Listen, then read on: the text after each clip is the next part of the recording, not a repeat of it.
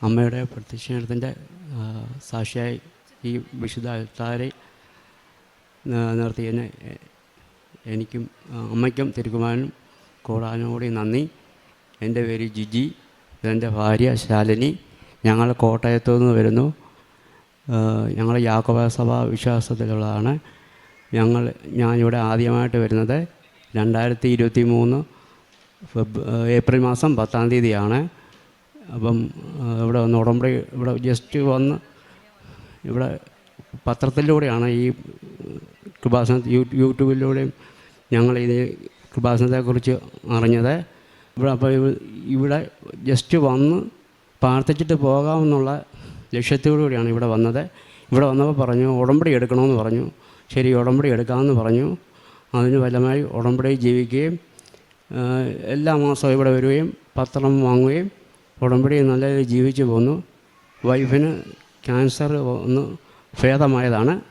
അത് ഫലമായിട്ട് ഞങ്ങൾ ഈ മാർച്ച് മാസം ഒരു ഫോളോ അപ്പിൻ്റെ ഭാഗമായിട്ട് ഞങ്ങൾ മാമോഗ്രാഫും അൾട്രാസൗണ്ട് സ്കാൻ ചെയ്തായിരുന്നു. അതിൻ്റെ റിപ്പോർട്ടിൽ ഓവറിയിലും ചെസ്റ്റിനും ഒരു മുഴയുണ്ടെന്ന് പറഞ്ഞു. അപ്പം അത് നിങ്ങളിനിയിപ്പം പെറ്റ് സ്കാൻ ചെയ്യണമെന്ന് പറഞ്ഞു. അപ്പോൾ പെറ്റ് സ്കാൻ ചെയ്തപ്പോൾ അതിന് മുമ്പായിട്ട് ഞങ്ങൾ ഇവിടെ വന്ന് ബഹുമാനപ്പെട്ട ജോസഫ് അച്ഛനെ കണ്ട് സൈത്ത് പൂശി പ്രാർത്ഥിച്ചിട്ട് വീണ്ടും പെറ്റ് സ്കാൻ ചെയ്തു. അത് കഴിഞ്ഞ് ഞാൻ റിപ്പോർട്ട് ഡോക്ടറെ കാണിച്ച് പറഞ്ഞു ഇതിൽ യാതൊരു കുഴപ്പമില്ലെന്ന് പറഞ്ഞു. അതിനുശേഷം ഒരു തൈറോയിഡിന് കാണിക്കണമെന്ന് പറഞ്ഞു. തൈറോയിഡിന് ചെറിയ ഒരു ഞൊടികൾ കാണിക്കുന്നുണ്ടെന്ന് പറഞ്ഞു. അതൊന്ന് നോക്കിയാക്കാൻ പറഞ്ഞു. വീണ്ടും തൈറോയിഡിന് FNAC ചെയ്തു. FNAC സ്കാൻ ചെയ്യാൻ പറഞ്ഞു. അത് ചെയ്തപ്പോൾ അതിന് തൈറോയിഡ് പോസിറ്റീവാണെന്ന് അറിഞ്ഞു. അപ്പം ഡോക്ടറെ കാണിച്ചാൽ പറഞ്ഞു തൈറോയിഡ് പോസിറ്റീവാണ്, അത് ജീവിതകാലം മുഴുവൻ ഇനി മരുന്നും കഴിക്കണം, ഓപ്പറേഷൻ ചെയ്യണമെന്ന് പറഞ്ഞു. ഞങ്ങൾ ആദ്യപ്പാടെ തകർന്നു പോയി. അപ്പം ഞങ്ങൾക്കൊരു വിശ്വാസമുണ്ട്, ഇവിടെ വന്ന് മാതാവിൻ്റെ ഉടമ്പടിയിലുള്ളതായതുകൊണ്ട് നമ്മളൊന്നും പേടിക്കണ്ട, ആ ഒരു വിശ്വാസം കൂടി. അപ്പോൾ പറഞ്ഞു ഓപ്പറേഷൻ നിങ്ങളിനിയും ഡേറ്റ് നോക്കി ബ്ലഡ് ചെക്ക് ചെയ്തിട്ട് ഒരു ഡേറ്റ് ഇവിടെ വന്ന് വീണ്ടും എടുത്തിട്ട് ഓപ്പറേഷന് വരത്തക്ക രീതിയിൽ വന്നോളാൻ പറഞ്ഞു. ഞങ്ങളപ്പോൾ വീണ്ടും ഇവിടെ വന്നു. ഉടമ്പടി വൈഫും ഉടമ്പടിയിലാണ്. അപ്പം വീണ്ടും അച്ഛനെ കണ്ട് സൈത്ത് പൂശി പ്രാർത്ഥിച്ചതിന് ശേഷം വീണ്ടും FNAC പ്രാർത്ഥിച്ചിട്ട് വീണ്ടും മറ്റൊരു ഹോസ്പിറ്റലിൽ പോയി FNAC ടെസ്റ്റ് ചെയ്തു. അതിന് മുമ്പ് തന്നെ ഞങ്ങൾ നേർച്ച വസ്തുക്കളും ഉടമ്പടി തൈലും എല്ലാം തൂത്ത് പ്രാർത്ഥിച്ചു. എന്നിട്ട് മാതാവിനോട് പറഞ്ഞു മാതാവേ കത്തി വെക്കാൻ സമ്മതിക്കരുതേ എന്ന് കരഞ്ഞ് പ്രാർത്ഥിച്ചു. അതിൻ്റെ ഫലമായി പ്രാർത്ഥിച്ചിട്ട് ഞങ്ങൾ FNAC ചെയ്തു. അപ്പം അതിനകത്ത് ഡോക്ടറെ കാണിക്കാൻ വേണ്ടി FNAC ചെയ്തു. ഡോക്ടറെ കാണിക്കാൻ വേണ്ടി പോവാം വേറൊരു ഹോസ്പിറ്റലിൽ. ഈ റിസൾട്ടുമായിട്ട് വേറൊരു തൈറോയിഡിൻ്റെ സ്പെഷ്യൽ ഹോസ്പിറ്റലിലാണ് പോകുന്നത്. അപ്പം അവിടെ ആ ഹോസ്പിറ്റലിനെ നോക്കിയപ്പം ഇവിടുത്തെ മാതാവിൻ്റെ ഒരു ഫോട്ടോസ് അവിടെ ഇരിക്കുന്നു. അപ്പോൾ തന്നെ ഞങ്ങളുടെ ആ ഒരു പകുതി ഭയവും ആകുലതയും മാറി. അത് കഴിഞ്ഞ് ഡോക്ടറെ കാണിച്ചപ്പോൾ പറഞ്ഞു ഇതിനകത്ത് ഒരു കുഴപ്പവുമില്ല, ഓപ്പറേഷനും വേണ്ട, മരുന്നും കഴിക്കേണ്ടെന്ന് പറഞ്ഞു. ആദ്യം ഡോക്ടർ പറഞ്ഞാൽ ജീവിതകാലം മുഴുവൻ ഓപ്പറേഷൻ കഴിഞ്ഞാലും മരുന്ന് കഴിക്കണം, ജീവിതത്തിൽ മരുന്ന് മുടക്കം കൂടാതെ കഴിക്കുകയും ചെയ്യണമെന്ന് പറഞ്ഞു. തൈറോയിഡിൻ്റെ രോഗമുള്ളവർക്കറിയാം, വെളുപ്പിന് 5 മണിക്ക് ഒരു മരുന്നുണ്ട്, ഉറക്കളിപ്പ് പാടില്ല, ഭയങ്കര ഒരു വല്ലാത്തൊരു ബുദ്ധിമുട്ടിലൂടെ പോകുന്ന ഒരു അസുഖമാണ്. അപ്പം ഞങ്ങൾക്ക് ഈ ഡോക്ടർ പറഞ്ഞതിൻ്റെ ഫലമായിട്ട് എന്നും പറഞ്ഞു ഒരു മരുന്നും കഴിക്കണ്ട, അതായത് ഓപ്പറേഷൻ വേണ്ടെന്ന് പറഞ്ഞപ്പോൾ തന്നെ ഞങ്ങൾക്ക് അങ്ങനെ പറഞ്ഞു. അത് ഞങ്ങൾ സാക്ഷ്യം അവിടെ വെച്ച് തന്നെ ഞങ്ങൾ പറഞ്ഞു ഇത് അൾത്താരെ വന്ന് സാക്ഷ്യം പറഞ്ഞോളാം എന്ന് പറഞ്ഞു നേർന്നു. അതിൻ്റെ ഫലമായിട്ട് പൂർണ്ണ സൗഖ്യം ലഭിച്ചു. പിന്നെ അതുകൂടാതെ ഈ ഉടമ്പടിയിലൂടെ ഒത്തിരി അനുഗ്രഹങ്ങൾ ഞങ്ങൾക്ക് കിട്ടിയിട്ടുണ്ട്. ഇവിടെ അച്ഛനൊരു വലുവിൻ്റെ അസുഖം ഉണ്ടായിരുന്നു. വലുവ് രോഗവുമായിട്ട് ഇവിടെ അലർജി രോഗം മാറി. അതിന് വലുവിൻ്റെ ഹോസ്പിറ്റലായിരുന്നപ്പോൾ ഈ തൈലം തൂത്ത് പരമായിട്ട് പൂർണ്ണ സൗഖ്യം ലഭിച്ചു. അമ്മയ്ക്ക് അലർജിയുടെ രോഗം ഉണ്ടായിരുന്നു, അത് മാറിയായിരുന്നു. മലാത്തായതുകൊണ്ട് കുണ്ടരാത്തെ അത് പൂർണ്ണ സൗഖ്യം ലഭിച്ചു. അതുപോലെ വൈഫിൻ്റെ കൊടുക്കാം.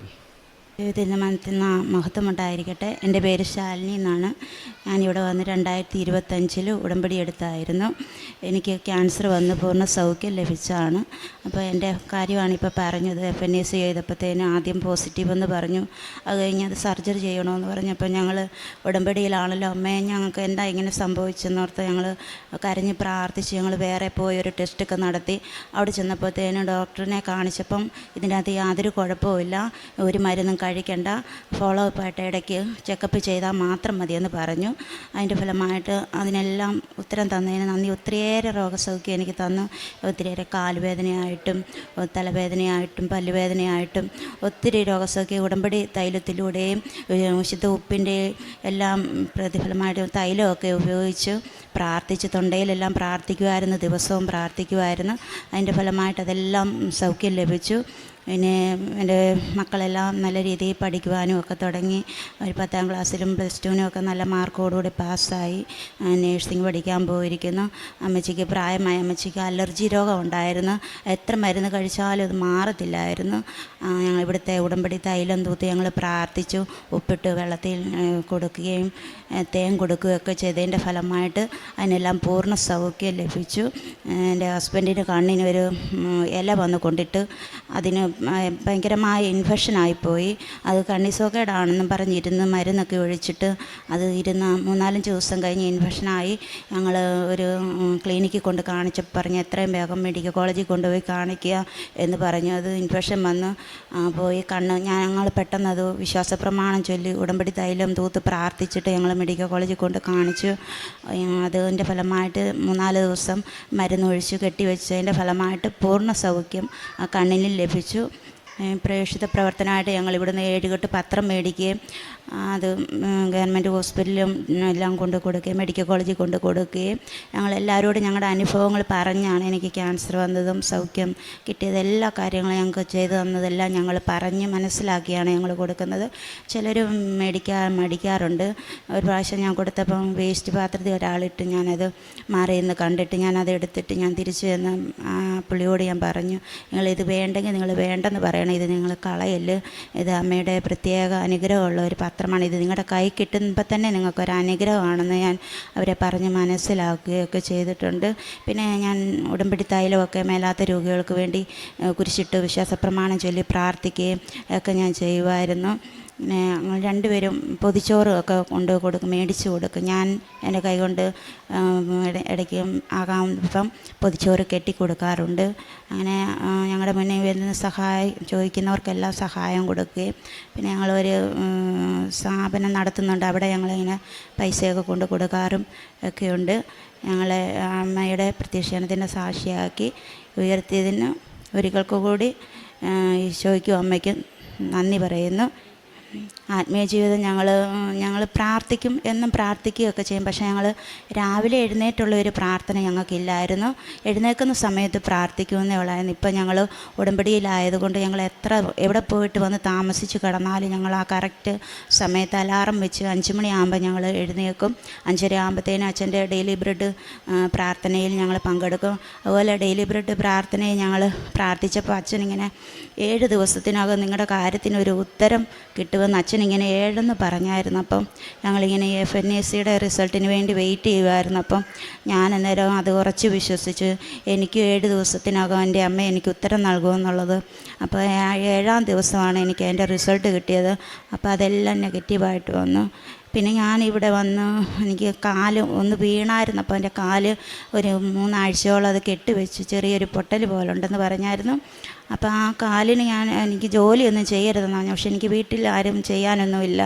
അപ്പം ഞാനത് കാല് വെച്ചുകൊണ്ട് ഞാൻ ജോലിയൊക്കെ ചെയ്യുകയും നടക്കുകയൊക്കെ ചെയ്യും. പക്ഷേ അന്നേരം മാതാവിൻ്റെ ഉടമ്പടി തൈലമൊക്കെ തൂത്ത് പ്രാർത്ഥിച്ചാണ് ഞാൻ ചെയ്തുകൊണ്ടിരുന്നത്.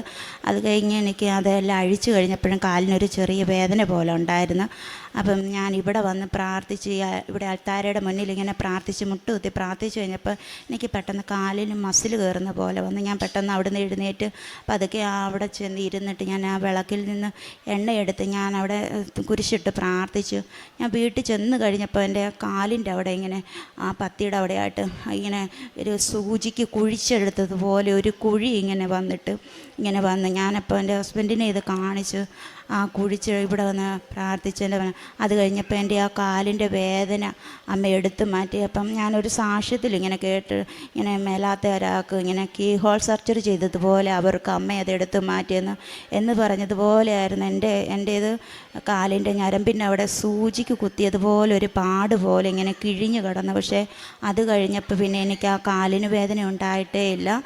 ഇതെല്ലാം ചെയ്തു തന്ന അമ്മയ്ക്കും ഈശോയ്ക്കും നന്ദി പറയുന്നു. പിന്നെ ഞങ്ങൾ പ്രാർത്ഥിച്ചപ്പോഴത്തേന് ഞങ്ങളുടെ തിരിയിൽ മാതാവിൻ്റെ രൂപം പ്രത്യക്ഷപ്പെട്ടായിരുന്നു. സൈഡിലായിട്ട് നീലത്തിരി 2 പ്രാവശ്യവും പച്ചത്തിരിയിൽ 1 പ്രാവശ്യവുമായിട്ട് വന്നായിരുന്നു. പിന്നെ ഇവിടെ ഇരിക്കുന്ന പേടകം അങ്ങനെ ഇതുപോലെ ഒരു തിരിയിൽ ഇങ്ങനെ രൂപപ്പെട്ടത് എന്താണെന്ന് എനിക്ക് മനസ്സിലായില്ലായിരുന്നു. പക്ഷേ ഇവിടെ ഇരുന്ന് ഇപ്പോൾ പ്രാർത്ഥിച്ചുകൊണ്ടിരുന്നപ്പോൾ ഈ പേടകത്തെ ഞാനിപ്പോൾ ശ്രദ്ധിച്ചപ്പോഴാണ് ഞാനത് മനസ്സിലായത്. എൻ്റെ തിരിയിൽ ആ പേടകം ഇങ്ങനെ വന്നായിരുന്നു, മുന്നിലിങ്ങനെ വന്നായിരുന്നു. അത് ഞാൻ കണ്ടായിരുന്നു. എല്ലാം ഇത്രത്തോളം ചെയ്തു തന്ന അമ്മയ്ക്കും ഈശോയ്ക്കും നന്ദി പറയുന്നു. പിന്നെ ഞങ്ങളുടെ കിണറ്റിൽ ഉണക്കമായപ്പം വെള്ളം പറ്റിപ്പോയായിരുന്നു. മോട്ടറടിച്ചിട്ട് വെള്ളം കയറിയില്ലായിരുന്നു. അപ്പം ഞാൻ അന്ന് തന്നെ വെള്ളം ഇറക്കാതെ ഞാൻ പറഞ്ഞു, ഞാൻ ഇവിടുന്ന് ചെറിയൊരു കാശ് രൂപം കൊണ്ടു കിണറ്റിലിട്ട് ഉപ്പിട്ട് വിശ്വാസപ്രമാണം ചൊല്ലി പ്രാർത്ഥിച്ചിട്ട് പറഞ്ഞു, അമ്മ വെള്ളം പൈസ കൊടുത്ത് മേടിക്കാനിടയാക്കാതെ ഞങ്ങൾക്ക് വേണ്ടുന്ന വെള്ളം അമ്മ തരണമേ എന്ന് പ്രാർത്ഥിച്ചു. പിറ്റേ ദിവസം ഞങ്ങൾ മോട്ടർ ഇട്ട് കഴിഞ്ഞപ്പോൾ ഞങ്ങൾക്ക് ടാങ്ക് നിറഞ്ഞ് വെള്ളം കിട്ടി. അന്ന് തൊട്ട് ഇന്ന് വരെ ഞങ്ങൾക്ക് വെള്ളമുണ്ട്. വെള്ളത്തിന് യാതൊരു ബുദ്ധിമുട്ടുമില്ല. എല്ലാത്തിനും ഈശോയ്ക്കും അമ്മയ്ക്കും നന്ദി പറയുന്നു. പ്രേക്ഷിത പ്രവർത്തനത്തിനായിട്ട് മെഡിക്കൽ കോളേജിലൊക്കെ പോയി മൊബൈലിൽ ഞാൻ ഇവിടുത്തെ എല്ലാ സാക്ഷ്യങ്ങളും റെക്കോർഡ് വെച്ചിട്ട് ഓരോരുത്തരെയും കാണിക്കും. അറിയാൻ മേലാത്തൊരു ഒത്തിരി പേരുണ്ട്. അവരൊക്കെ ഈ മൊബൈലിൽ റെക്കോർഡ് കാണിച്ച് അവരെ ഇതുപോലെ ഈ പള്ളിയെക്കുറിച്ച് അറിയാൻ മേലാത്തവരെ ഇത് കാണിച്ച് എല്ലാം പറഞ്ഞ് മനസ്സിലാക്കിയാണ് പത്രം കൊടുക്കുന്നത്. പറഞ്ഞ് മനസ്സിലാക്കിയാണ് കൊടുക്കുന്നത്. അതുപോലെ എൻ്റെ ഭാര്യയും ഉടമ്പടി എടുത്തതാണ്. ഇവിടെ ചങ്ങനാശ്ശേരി ജനറൽ ഹോസ്പിറ്റലിലോട്ട് പോവുകയാണെങ്കിൽ ഞാൻ കോട്ടയത്തോട്ടും പോവും. ആഴ്ച ഇവിടെ എല്ലാ മാസവും വന്ന് 10 കെട്ട് പത്രമായിട്ട് പോയി വിതരണം ചെയ്യും. പിന്നെ ഡിസ്ട്രിക്ട് ഹോസ്പിറ്റലിലും അവിടെ അനാഥരായിട്ടുള്ള വാർഡുകളിലെല്ലാം പോയി അവർക്ക് വേണ്ടുന്ന സാമ്പത്തിക സഹായം കൊടുക്കുകയും പ്രേക്ഷിത പ്രവർത്തനമായിട്ടാണ് ചെയ്യുന്നത്. പിന്നെ ഒത്തിരി പേര് അറിയാൻ മേലാത്ത യങ്സ്റ്റേഴ്സായിട്ടുള്ള പിള്ളേർ സെറ്റൊക്കെ ഇന്ന് മൊബൈൽ വീഡിയോ കാണുമ്പം ഞാൻ അവരുടെ കൂടെ അടുത്ത് ഇരുന്നിട്ട് പരിചയപ്പെട്ടിട്ട് മോനെ ഈ ഒരു സാക്ഷ്യങ്ങളെല്ലാം കാണിക്കും. ഇത് ഭയങ്കര അത്ഭുതം. ഇവിടെ ഈ പള്ളിയെക്കുറിച്ചൊക്കെ പറഞ്ഞ് മനസ്സിലാക്കും. പിന്നെ എൻ്റെ മോനാണെങ്കിലും ഇവിടെ വന്ന് പ്രാർത്ഥിച്ചാൽ നല്ല മാർക്കോടി പാസ്സായതാണ്. മോൻ വരാത്തതുകൊണ്ടാണ് അത് പറയാത്തത്. അപ്പോൾ ആ കാര്യമൊക്കെ എല്ലാം പഠിക്കുന്ന യങ്സ്റ്റേഴ്സായിട്ടുള്ള പിള്ളേർക്ക് പറഞ്ഞ് മനസ്സിലാക്കിയാണ് ഞാൻ പത്രം പിള്ളേർക്ക് ഷെയർ ചെയ്യും. പിന്നെ മൊബൈൽ വഴിയുള്ള ഇവിടുത്തെ അച്ഛൻ്റെ ഡെയിലി ബ്രെഡും ഇവിടുത്തെ പ്രാർത്ഥനയെല്ലാം ചൊവ്വാഴ്ച ധ്യാനവും ഞാൻ യൂട്യൂബ് വഴി, വാട്സാപ്പ് വഴി, ഫേസ്ബുക്ക് വഴി ഫ്രണ്ട്സിന് എല്ലാവർക്കും ഷെയർ ചെയ്യുന്നുണ്ട്. പിന്നെ ഒത്തിരി ഈ പത്രം കൊടുക്കുമ്പോൾ ഒത്തിരി അവഹേളിക്കപ്പെട്ടിട്ടുണ്ട്. ഒത്തിരി എന്തിനാണ് താനിങ്ങനെ ഈ ബാഗുമൊക്കെ ആയിട്ട് ഈ പത്രമൊക്കെ ആയിട്ട് നടക്കുന്ന ഒത്തിരി പേര് ചോദിച്ചിട്ടുണ്ട്. അപ്പം ബഹുമാനപ്പെട്ട ജോസഫ് അച്ഛൻ പറഞ്ഞത് ഇതുപോലെ അവഹേളന കേൾക്കുമ്പോൾ നിങ്ങൾക്ക് ഒരു അനുഗ്രഹമാണ് കിട്ടുന്നതെന്ന് പറയും. അപ്പം ഞാൻ പറയും അങ്ങനെ പറയാൻ മനസ്സിൽ ധ്യാനിച്ചുകൊണ്ടങ്ങ് മാറിപ്പോവും. എല്ലാം തന്ന ദൈവത്തിന് നന്ദിയും പരിശുദ്ധ അമ്മയ്ക്കും തിരുക്കുവാനും കോടാനോടി നന്ദി അർപ്പിച്ചുകൊണ്ട് സാക്ഷ്യത്തെ ഒരുമിക്കുന്നു. മകളെ, നിൻ്റെ വിശ്വാസം നിന്നെ സുഖപ്പെടുത്തി. സമാധാനത്തോടെ പോവുക. നിൻ്റെ വ്യാധിയിൽ നിന്ന് മോചിതയായിരിക്കുന്നു. മർക്കോസിൻ്റെ സുവിശേഷം 5-ാം അധ്യായം 34-ാം വചനമാണ്. ഈശോയുടെ മകനെ, മകളെ എന്നുള്ളൊരു വിളി. ആ വിളിയാണ് നമ്മുടെ വിശ്വാസം കൊണ്ടാണ് മകനെ, മകളെ എന്ന ഒരു വിളി നമുക്ക് കേൾക്കുവാൻ സാധിക്കുന്നത്. സ്നേഹത്തോടെ ചേർന്ന് നിൽക്കുമ്പോൾ, വിശ്വാസത്തോടെ വിശ്വസ്തയോടെ ഈശോയുടെയും അമ്മയുടെയും കരം പിടിച്ച് നാം ജീവിതം നയിക്കുമ്പോൾ ഈശോയുടെ ആ വിളി നമുക്ക് കേൾക്കുവാൻ സാധിക്കും. ഉടമ്പടി വിശ്വാസത്തിൻ്റെ ഒരു പ്രകടനമാണ്. നാം വിശ്വാസത്തോടെ ദൈവത്തോട് ചേർന്ന് നിൽക്കുമ്പോൾ നമ്മുടെ രോഗങ്ങളും വിഷമതകളും ഭയങ്ങളും ബുദ്ധിമുട്ടുകളും എല്ലാം ദൈവത്തിൻ്റെ ദിവ്യ സ്പർശനത്താലാണ് നമുക്ക് സുഖപ്പെടുത്തുന്നത്. സൗഖ്യം നൽകിയത് ഈശോയാണ്. പക്ഷെ അതിൻ്റെ വാതിൽ തുറന്നത് നമ്മുടെ വിശ്വാസമാണ്. ആ വാതിലിലേക്ക് പ്രവേശിക്കാൻ സാധിച്ചത് നമുക്ക് ഉടമ്പടിയിൽ കൂടിയാണ്. നമ്മുടെ ജീവിതത്തിലെ പ്രശ്നങ്ങളും പ്രതിസന്ധികളും രോഗങ്ങളുമെല്ലാം രക്തസ്രാവ സ്ത്രീയെ പോലെ അവൻ്റെ വസ്ത്രത്തെ തൊട്ടാലും ഞാൻ സുഖപ്പെടുമെന്ന് വിശ്വസിച്ച പോലെ നമ്മുടെ ജീവിതത്തിലും ആ ദിവ്യ സ്പർശനം നമുക്കും ആ വസ്ത്രത്തിൽ ഒന്ന് തൊടുവാൻ സാധിച്ചിരുന്നെങ്കിൽ എന്ന ഒരു വിശ്വാസമാണ് നമ്മെയും സുഖപ്പെടുത്തുന്നത്. ആ സുഖപ്പെടുത്തുന്ന ദൈവത്തിൻ്റെ അരികിലേക്കാണ് നാം ഇന്ന് കടന്നു വന്നിരിക്കുന്നത്. ഈശോയും അമ്മയും ചേർന്ന് നിൽക്കുന്ന ഈ സന്നിധി, പരിശുദ്ധ അമ്മ ജീവനോടെ പ്രത്യക്ഷപ്പെട്ട ഈ ആലയം ഓരോ കണ്ണീരും തുടച്ചു നിൽക്കുന്ന ഒരു സ്ഥലമാണ്. ഈ ആലയത്തിൽ വരുന്ന ഓരോരുത്തർക്കും ഈശോയുടെയും അമ്മയുടെയും ആ ദിവ്യ സ്പർശനവും കരസ്പർശനവുമാണ് നമുക്ക് അനുഭവിക്കാൻ സാധിക്കുന്നത്. ജിജി ശാലിനിയുടെ സാക്ഷ്യത്തിൽ നമുക്ക് മനസ്സിലാക്കാൻ സാധിക്കുന്നത് നമ്മുടെ കൂടെ നടക്കുന്ന ആ ദൈവ സാന്നിധ്യമാണ് നമുക്കിതെല്ലാം അനുഭവിക്കാൻ സാധിക്കുന്നത്. മകളെ, നിൻ്റെ വിശ്വാസം നിന്നെ സുഖപ്പെടുത്തിയെന്ന് പറയുന്ന ആ ദൈവം തന്നെയാണ്, ആ ഈശോ തന്നെയാണ് നമ്മുടെ കൂടെ ഇന്നും നമ്മുടെ രോഗങ്ങൾ സൗഖ്യപ്പെടുത്തുവാനായിട്ട് നമ്മുടെ കൂടെ നമ്മുടെ ജീവിതയാത്രയിൽ നമ്മുടെ കരം പിടിച്ച് ഉടമ്പടി ജീവിതത്തിൽ നമ്മളെ നയിച്ചുകൊണ്ട് പോകുന്നത്. നമ്മുടെ ജീവിതത്തിലും ഈശോടും അമ്മയോടും ചേർന്ന് നിൽക്കാം. അവിടുത്തെ ദിവ്യ സ്പർശനത്തിനായിട്ട് നമ്മൾക്കും കൊതിക്കാം. ആ സ്നേഹത്തോട് ചേർന്ന് നിൽക്കുമ്പോൾ ഈശോയ്ക്കും അമ്മയ്ക്കും നമ്മുടെ ജീവിതത്തിലേക്കും കടന്നു വരാനുള്ള ഒരു വഴിയാണ് നാം തുറന്നു കൊടുക്കുന്നത്. പരിശുദ്ധ അമ്മയുടെ ഇടപെടലിലൂടെ നമ്മുടെ വിശ്വാസം വർദ്ധിപ്പിക്കണമേ എന്ന് നമുക്കും പ്രാർത്ഥിക്കാം. ജിജി ചാക്കോയ്ക്കും കുടുംബത്തിനും ലഭിച്ച എല്ലാ അനുഗ്രഹങ്ങൾക്കും നമ്മൾക്ക് കരങ്ങളടിച്ച് ദൈവത്തെ മഹത്വപ്പെടുത്താം. യേശുവേ നന്ദി, യേശുവേ സ്തുതി, ആവേ മരിയ. അത്യപൂർവ ദൈവാനുഭവങ്ങൾ ഇനി നിങ്ങൾക്കും സ്വന്തം. ഈ യൂട്യൂബ് ചാനൽ ഇതുവരെ സബ്സ്ക്രൈബ് ചെയ്തിട്ടില്ലെങ്കിൽ ഇപ്പോൾ തന്നെ സബ്സ്ക്രൈബ് ചെയ്യുക. ഈ വീഡിയോ ഇപ്പോൾ തന്നെ നിങ്ങളുടെ സുഹൃത്തുക്കൾക്ക് ഷെയർ ചെയ്തുകൊണ്ട് കർത്താവിൻ്റെ പ്രേക്ഷിതരാകുക.